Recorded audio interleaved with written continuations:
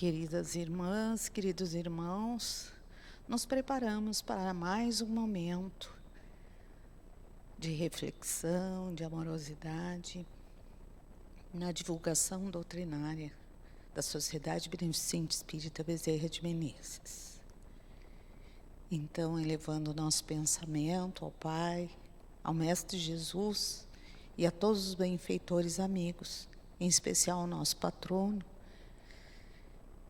que orienta, coordena os trabalhos da nossa instituição e tantos trabalhos do bem pelo mundo. Nós somos muito agradecidos por essas oportunidades, rogamos as bênçãos do alto, com a paz e a proteção divina, para que essas palavras, sempre oportunas, toquem fundo em nossos corações e em nossas mentes. Gratos somos, se conosco, Mestre Jesus, agora e sempre. Bem, queridos amigos, meu nome é Léa, eu sou trabalhadora desta instituição. E nos coube hoje conversarmos um pouco sobre o tema Amor, Perdão e Misericórdia, Caminho para a Paz. Neste mês de maio, que estamos com temáticas voltadas à amorosidade, ao bem, alusivos à maternidade, que é lembrada sempre nesse mês, nos cala fundo ao coração em função de que também vivemos um momento de extrema fragilidade e superação, em que a empatia e a caridade precisam fazer sede nas nossas atitudes, nas nossas reflexões. Então, trazendo já nessa oportunidade as referências feitas no livro Boa Nova, Psicografia de Chico Xavier, pelo espírito Humberto de Campos, temos, naquele momento, naquele capítulo, a rememoração, a lembrança daquela passagem em que Jesus, após o final da pregação, como era de hábito, com muitas pessoas circundando e ouvindo a palavra do Mestre, se aproxima uma mulher em desespero, descomposta, correndo, acuada por um grupo que tensionava apedrejá-la em função do adultério. Os olhos daquela mulher suplicavam, e sobretudo ao Mestre, que já reconhecido como referência de acolhimento e amorosidade, uma solidariedade, uma proteção diante daquela turba já determinada a apedrejá-la como era de hábito naquela comunidade. O tipo de conduta que ela apresentou era punida com apedrejamento até a morte. Bem, aquele olhar de súplica e a multidão para e se volta para ver a atitude do Mestre, que com tranquilidade e amorosamente indaga a eles: aquele que estiver sem pecado, atire a primeira pedra. Isso causa uma desacomodação, uma indecisão, uma parada para a reflexão. E tranquilamente, Jesus começa a escrever na areia. Segundo relatos de benfeitores amigos, ele passa não a fazer acusações, mas elencar algumas condutas rotineiras, recorrentes da humanidade e que pela hipocrisia e pela nossa ausência de crítica são aceitas ou são escondidas. Então, quantas condutas já daquelas pessoas da multidão e de muitos outros e que valem para nós nos dias de hoje, são repreensíveis. E, no entanto, a hipocrisia faz com que elas sejam aceitas. Aliás, elas são repreensíveis. Não são condutas que devam ser bem aceitas. E, no entanto, nos arvoramos em juízes em relação às condutas do próximo. Então, segundo a orientação do mestre, afastar o pecado, mas não condenar, no sentido de não julgar e dar ao pecador ou ao criminoso, porque isso vale também para os delitos, a justa, né, limitação ou repreensão em relação à falta, mas não além dela. Jesus ali está inaugurando com a palavra do Evangelho uma verdadeira revolução na criminologia. João, apóstolo, que estava acompanhando tudo isso, ficou com um ar de questionamento e pergunta a Jesus: mas Jesus, ela não pecou? Ela não deveria pagar centil por centil daquilo que ela fez? E Jesus assevera-lhe a necessidade da proporcionalidade em relação ao ato e da benevolência pela qual nós devemos compreender e orientar aquele que peca, nos limites daquela conduta, mas sempre dando a chance àquele que erra a se transformar, a se renovar. Então, Jesus devolve a João com o princípio da justiça, amor e caridade, que é rota da lei divina. Está na lei natural ou lei divina. O equilíbrio entre as consequências do ato e o ato propriamente dito, mas sempre a chance da pessoa que erra não ser alvo de julgamentos, e sim de medidas que possibilitem a ela não voltar a errar. É muito interessante o foco e o pensamento de Jesus pedagógico para a nossa transformação. E aí no livro tem uma frase que com as nossas palavras não vamos poder transmitir sem lê-la. Cada ser traz consigo a fagulha sagrada do Criador e erige dentro de si o santuário de sua presença ou a muralha sombria da negação. Mas só a luz e o bem são eternos. E um dia todos os redutos do mal cairão, para que Deus resplandeça no espírito de seus filhos. Não é para ensinar outra coisa que está escrito na lei: vós sois deuses. Então o nosso planeta, né, a Terra, espaço de regeneração, habitat de espíritos em evolução, em oportunidades reencarnatórias, em momentos de transformação íntima, em que só o bem, a paz, a misericórdia, ou seja, entender a miséria do coração do outro, nos traz a pacificação íntima.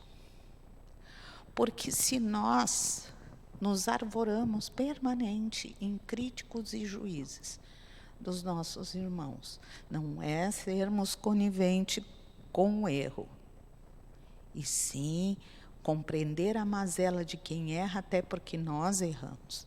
Ainda não estamos numa condição que possamos nos arvorar em juízes, e nem Jesus, que poderia, pela sua magnitude e elevação, ele não julga.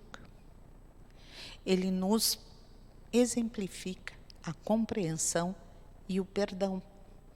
Então, muito relevante, e sabemos que as parábolas, as passagens de Jesus pela terra e os seus ensinamentos, eles têm um propósito que cada situação e cada exemplificação nos traz grandes lições para as nossas vidas.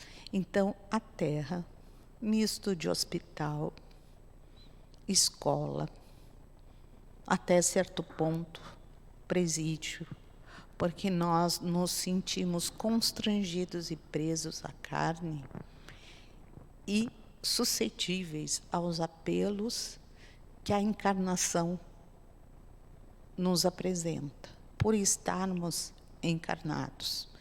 Então, a insegurança em relação a tudo aquilo que nós vamos enfrentar.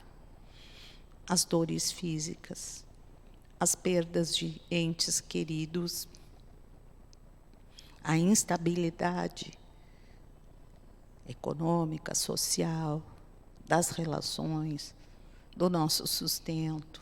Então, nós estamos aqui encarnados e sujeitos a esses desafios terrenos, vamos dizer assim. Mas toda essa oportunidade, ela tem um propósito de nos transformarmos, de vencermos os desafios e construirmos em nosso coração uma sustentação, uma moral que nos concite para o bem e para a paz, independente das circunstâncias externas que nos desequilibram. Não é fácil? Claro que não. A nossa evangelização é um louco processo. Mas Jesus, com sua amorosidade e vindo na esteira de Moisés, na segunda revelação, nos exemplificar, ele se imolou, ele demonstrou a rota, o caminho e a forma com a qual nós podemos receber essas situações e a maneira mais correta de nós reagirmos a elas, nos melhorando. E no livro continua o relato com a subida de Jesus de Cafarnaum a Jerusalém. E lá, pelos feitos, pelas informações que transitavam na época, todos já o esperavam. Sobretudo os paralíticos, os cegos, os que tinham doenças de toda sorte, os aflitos, enfim. Esperavam ansiosamente a presença do Mestre, na expectativa deles curá-los.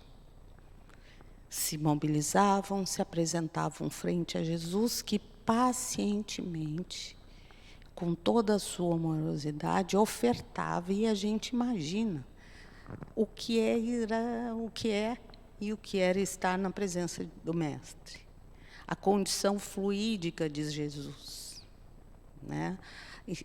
A ascendência espiritual elevada e o que significava, do ponto de vista, né, vibracional, estar próximo a Jesus. E essas pessoas acorriam a ele. E aqueles que ele curava, qual era a orientação, a recomendação? Vá e não peques mais. Pois bem, Tiago, que acompanhava Jesus naquele momento, pergunta, indaga Jesus, por que Deus pune seus filhos com tantas moléstias, com tantas mazelas, com tantas imperfeições? E aí, pacientemente, amorosamente e pedagogicamente, Jesus explica que Deus não pune, que o Criador, com toda bondade e justiça, nos oportuniza, diante da lei perfeita da criação, o livre-arbítrio e a oportunidade de transformarmos as nossas mazelas, os nossos desafios em aprendizado. Não raras vezes, nós somos os próprios artífices daquela condição enferma que estaremos apresentando momentaneamente, porque sabemos que essas limitações, deficiências são da condição de encarnados, mas também momentâneas, porque ali adiante há a possibilidade da transformação e a própria bênção da reencarnação vai fazendo com que nós depuremos e nos restabeleçamos do ponto de vista de integridade e de possibilidades futuras. Mas também há a necessidade provacional, muitas vezes, expiatória, quando nós mesmos damos causa àquela circunstância enferma e limitações que apresentamos, ou provacional, quando às vezes até por escolha própria, antes de reencarnarmos, aceitamos o desafio de uma prova diante de uma limitação física ou mental, para uma necessidade de transformação espiritual ou para também acelerar o nosso processo evolutivo. Então, não julguemos se aquela situação, aquele irmão deu causa ou não, não importa. Importa como nós vamos vivenciar aquele momento de limitação, importa como nós vamos também ser solidários e inclusivos no tocante àqueles que têm essas limitações, como gostaríamos que agissem conosco caso estivéssemos naquela situação. Então, é importante que nós possamos nos equilibrar e também olhar o outro com empatia e fazer a ele aquilo que necessitaríamos que fizessem por nós, claro, tivéssemos, né? Se tivéssemos aquela limitação e aquela condição. O Império Romano era profícuo de ações truculentas e brutas, infelizmente. Então, havia muitas circunstâncias em que pessoas eram massacradas, escravos eram punidos até com a própria morte, em função de pequenas situações domésticas, pequenos equívocos e erros domésticos, eles eram punidos muitas vezes com a morte. Certa feita, mais de 30.000 pessoas foram executadas ou queimadas nas arenas para o simples, enfim, né, para a simples distração daquele povo. Então, Jesus, com esses princípios, com essa amorosidade, com esses ensinamentos pedagógicos em relação ao próximo, ele trazia algo que desconfortava aquela sociedade da época. Porque a truculência, a agressividade, a incompreensão eram da normalidade das atitudes naquele momento. E, infelizmente, até hoje, nós observamos essas condutas nos mais variados pontos do planeta, infelizmente, nas nossas cidades, nos nossos bairros, não só os vulneráveis, como de todos os níveis sociais. Então, o caminho para a paz, o amor, como está lá em Amor, Imbatível Amor. Psicografia de Divaldo Pereira Franco, pelo espírito Joana de Ângeles. O que a Joana nos traz? Que o amor é substância criadora e mantenedora do universo, constituído por essência divina. Então, olha só, substância criadora e mantenedora do universo. Então, o amor sustenta-nos. Toda a cadeia solidária do universo que se nós pudéssemos observar, todos os corpos do universo estão interligados por fios, muitas vezes invisíveis a olho nu, mas é uma verdadeira rede a criação. Deus, na sua suprema inteligência, criou um universo solidário e nos alcança esses conhecimentos através das revelações e, por último, o Consolador prometido, a doutrina espírita, as obras da codificação, que nos clareiam esses princípios e esses conhecimentos profundamente nos seus aspectos científicos, filosóficos e religiosos. Está lá os superiores e os inferiores. Sempre temos um espírito de categoria inferior que podemos ajudar ou que somos responsáveis, e um de categoria superior que nos ajuda e nos impulsiona. Mais de um, mas a exemplificação é justamente desta cadeia, dessa rede. E o amor é o fio que une de maneira saudável a rede solidária dos seres.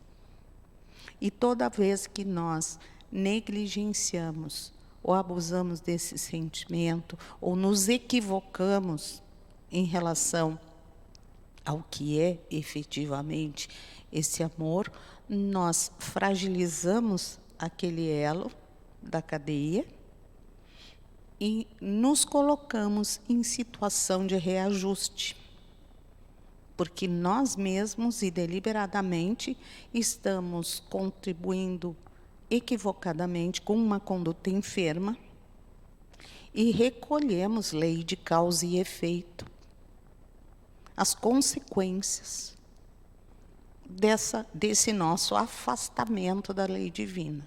A lei divina, a lei natural, ela rege a tudo e a todos os elementos. Fluido cósmico universal. Tudo interligado. Então, toda vez que nós aviltamos ou deixamos de contribuir positivamente nessa cadeia, nós angariamos para nós mesmos necessidades de reajuste, de retomada, e aí vem os desafios, a dor, a moléstia e todas as mazelas que a gente sabe que enfrenta. E essa nossa atitude não só deve nos mover para que tenhamos um bem-estar individual, mas principalmente um bem-estar coletivo. Fora da caridade não há salvação. Lei de justiça, amor e caridade. Então, necessitamos ser solidários, ser empáticos, entender o sofrimento do outro, contribuir para amenizar o sofrimento do outro. E está lá no Livro dos Espíritos a definição de moral: age bem aquele que tudo faz para o bem de todos. Para o bem de todos. E, pedagogicamente, Joana de Ângeles nos concita uma reflexão em relação ao amor. E ali ela nos traz que o amor infantil, ele é possessivo. Aquele sentimento de posse que a criança tem em relação aos seus brinquedos, aos seus pais, aos seus amigos. É da infantilidade que vem esse amor possessivo. O amor juvenil, ele é inseguro. É próprio daqueles momentos ainda, né, entre a infância e já se desenvolvendo para a idade adulta, a insegurança daquele momento. E aí, o nosso amor, a nossa amorosidade, independente de idade cronológica, pode estar infantil ou juvenil. Possessivo, se ainda infantil, inseguro, se juvenil. O amor adulto, maduro e alcançável, né, que é o que nós precisamos alcançar como seres, ele é plenificador, pacificador. É aquele amor incondicional. Eu amo independente de ser retribuída ou não. Eu amo, mas eu não obrigo o outro a me amar e muito menos fico dominando as suas ações, as suas atitudes, as suas escolhas. Eu amo, simplesmente. E a Joana faz uma referência a Jesus, amante não amado, ou seja, Jesus ama todos, independente da incompreensão, independente da crucificação,